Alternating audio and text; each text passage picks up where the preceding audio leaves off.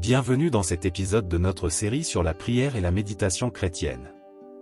Aujourd'hui, nous allons discuter des fausses prières et méditations.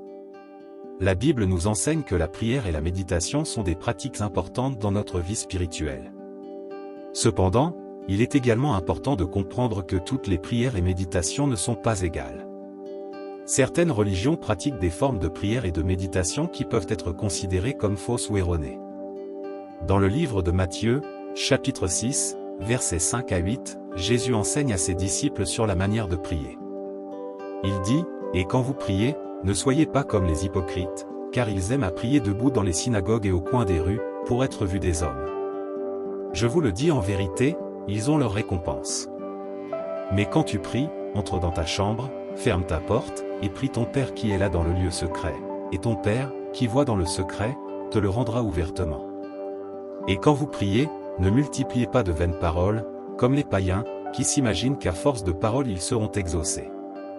Ne leur ressemblez pas, car votre Père sait de quoi vous avez besoin, avant que vous le lui demandiez. » De ce passage, nous pouvons voir que Jésus nous avertit contre les prières faites pour impressionner les autres et celles qui sont remplies de vaines paroles.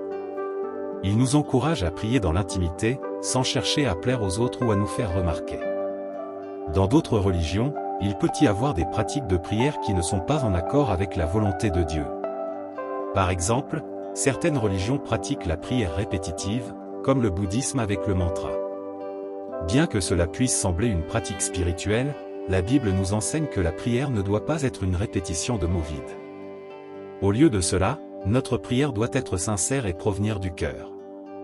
En outre, certaines religions pratiquent la méditation pour atteindre un état de conscience altéré ou pour entrer en contact avec des esprits.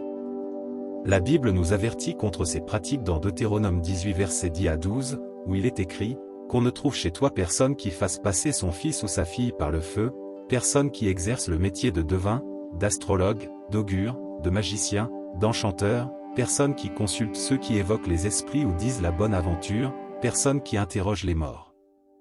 Car quiconque fait ces choses est en abomination à l'Éternel, et c'est à cause de ces abominations que l'Éternel, ton Dieu, va chasser ces nations devant toi. » En conclusion, la Bible nous enseigne que la prière et la méditation doivent être des pratiques sincères et centrées sur Dieu. Nous devons éviter les prières faites pour impressionner les autres.